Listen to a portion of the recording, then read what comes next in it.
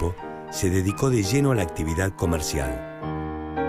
Se vinculó con el negocio del acopio de cueros, astas y cerdas, los cuales vendía a Montevideo y a Buenos Aires. Aquel muchacho astuto en los negocios reunió una gran cantidad de capital que le permitió comprar tierras. Así, supo convertirse en el más rico de toda la región. Impulsó la agricultura y la ganadería junto con las fábricas de ladrillos, molinos, herrerías y saladeros. Estimuló la publicación de diarios. Por otra parte, fomentó la educación a través de la instalación de bibliotecas y el envío de estudiantes entrerrianos a las universidades de Córdoba y de Buenos Aires. En 1849 creó el Colegio del Uruguay, en Concepción, el cual adquirió rápidamente prestigio como el más avanzado del territorio nacional. Aunque a nivel político Urquiza se mantuvo federal, abrió su provincia a proscriptos rosistas sin preocuparse por si eran federales o unitarios. La economía de la provincia crecía debido a las exportaciones de carne salada y cueros. Sin embargo, la obligación que tenían los barcos de pagar impuestos en Buenos Aires perjudicaba a la provincia. El 1 de mayo de 1851, Urquiza aceptó la renuncia de Rosas como encargado de las relaciones exteriores de la Confederación. Seguidamente, le pidió al gobernador porteño que convocara a una asamblea constituyente con el objetivo de organizar finalmente la República. La ira de Rosas, traicionado por su antiguo correligionario, no hacía más que crecer. Es por eso que Urquiza reunió a Entre Ríos, Corrientes, Brasil y Uruguay en una alianza que dio origen a la formidable fuerza militar conocida como el Ejército Grande.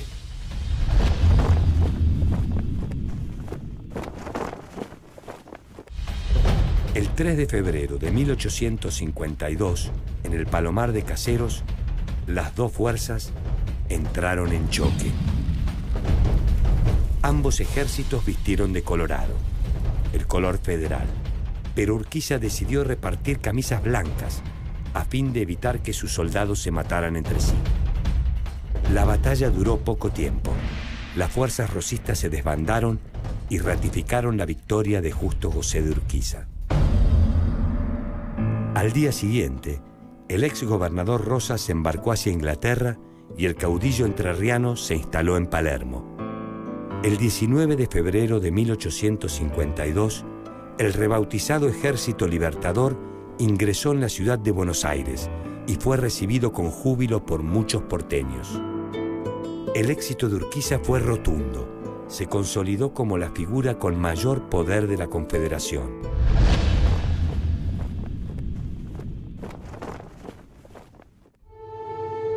Durante su estadía en Buenos Aires, Urquiza convocó a las provincias para una reunión en San Nicolás.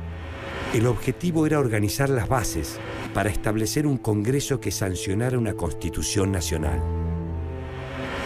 Esta decisión intranquilizó a algunos líderes porteños, que sintieron perder el control de la situación. El hecho que potenció este conflicto fue el nombramiento de Vicente López y Planes, partidario de Urquiza, como gobernador de Buenos Aires. Este desplazó a Valentín Alsina, representante de los grupos porteños que no querían que la provincia perdiera el liderazgo frente al interior. El 29 de mayo de 1852, los gobernadores congregados en San Nicolás designaron a Urquiza como director provisorio de la Confederación Argentina.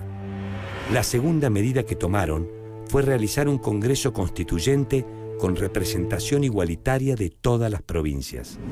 Estos puntos irritaron a los líderes porteños, quienes temían perder su principal fuente de ingresos y poder, la aduana. Con el advenimiento de un Estado nacional, las ganancias de la aduana se utilizarían para solventarlo, y eso era algo que la cúpula porteña no deseaba en absoluto. En Buenos Aires se produjeron intensas discusiones, y el gobernador Vicente López y Planes tuvo que renunciar. El 25 de julio de 1852, Urquiza asumió el mando directo de Buenos Aires.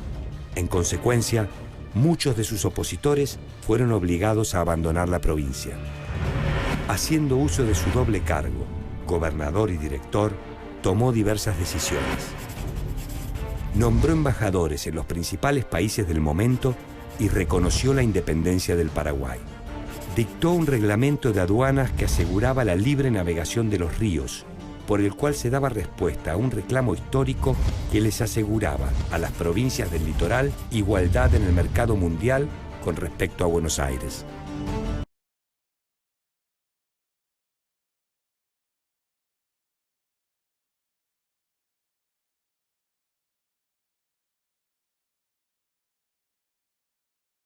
Antes de dejar la ciudad porteña, Urquiza indultó a todos los que habían tenido que exiliarse y les permitió regresar.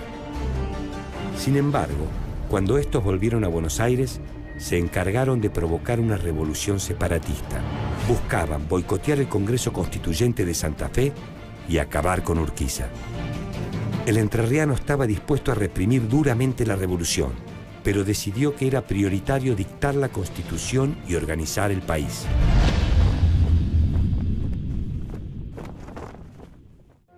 Finalmente, el 1 de mayo de 1853, se sancionó la Constitución Nacional.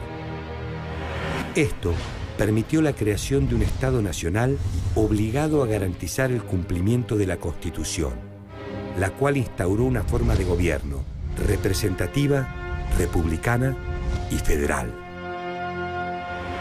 Pero el problema porteño seguía sin resolverse. Bartolomé Mitre, líder del alzamiento de Buenos Aires contra la Confederación, y sus seguidores estaban acorralados. El puerto de Buenos Aires se encontraba sitiado por porteños antisecesionistas y por las fuerzas de la Confederación. Pese al oscuro panorama, Mitre logró sobornar al comandante de la flota de la Confederación, John Coe, y el puerto fue liberado. El dinero fue un virus que se desparramó por un ejército mal remunerado, al tiempo que aumentaban las deserciones. Urquiza buscó reafirmar el apoyo del resto de las provincias y se dirigió a Paraná, donde presentó su renuncia como director provisorio. El Congreso la rechazó y le demandó que mantuviera el cargo hasta el momento de elegir nuevo presidente.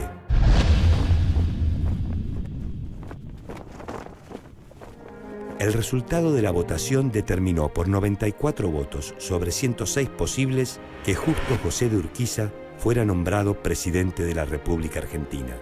Como vicepresidente, se designó a Salvador María del Carril, un antiguo unitario.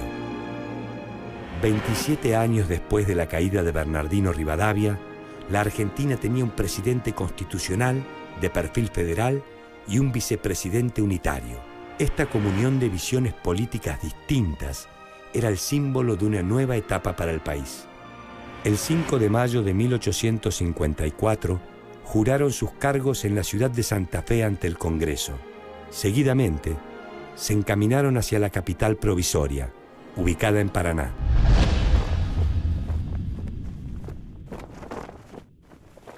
Bartolomé Mitre se mostraba como el mayor oponente de Urquiza. Como líder del Partido de la Libertad, estaba en contra de que Buenos Aires perdiera su posición privilegiada como única beneficiaria de la aduana. Él creía que era necesario organizar el país, pero bajo la conducción de Buenos Aires. En octubre de 1858, el ex gobernador de San Juan, Nazario Benavides, fue asesinado. Los indicios apuntaban a que los asesinos habían sido pagados por Buenos Aires. Domingo Faustino Sarmiento, en ese momento un duro opositor de Urquiza, celebró la noticia y profetizó el mismo fin para el presidente de la República.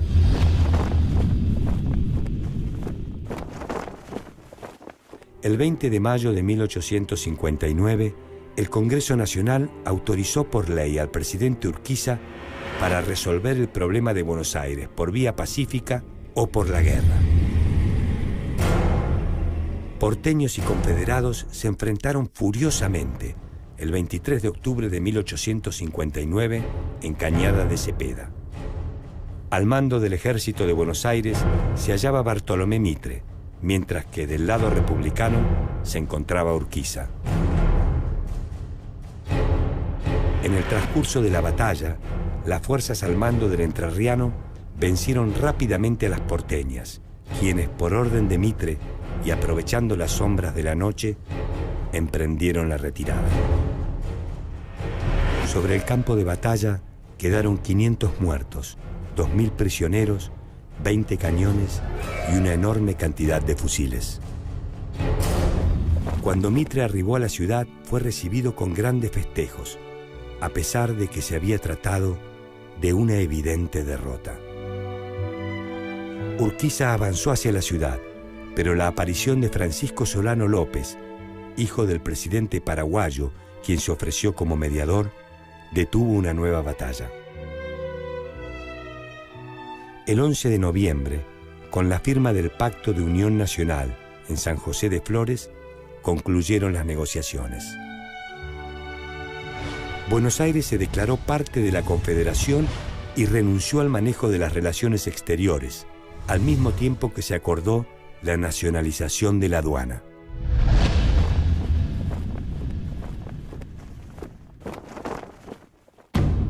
El 5 de marzo de 1860, Justo José de Urquiza entregó el poder a Santiago Derqui en la ciudad de Paraná. El expresidente regresó al Palacio San José. Derqui, que era presidente por voluntad de Urquiza, intentó compensar su falta de poder propio acercándose a Bartolomé Mitre, la gran figura porteña.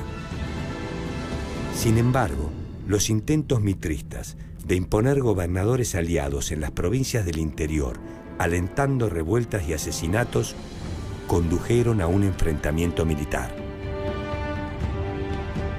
Buenos Aires no se resignaba a ser una provincia más entre otras.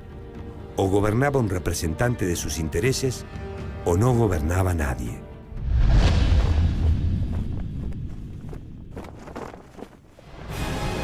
El 17 de septiembre de 1861, Justo José de Urquiza, al mando de las fuerzas nacionales, enfrentó al ejército de Mitre. A pesar de que la batalla se inclinaba a favor del entrerriano, este optó por retirarse. Mitre, entonces, se hizo con la victoria. Este evento produjo la renuncia de Derqui como presidente, a la par que Mitre impuso por la fuerza a gobernadores aliados en varias provincias. Estas medidas le permitieron alcanzar la presidencia. Los federales le reclamaron a Urquiza que encabezara la lucha contra Mitre. Recluido en su palacio, Urquiza desoyó las demandas. Poco a poco, el entusiasmo por su figura se apagaba dentro del federalismo.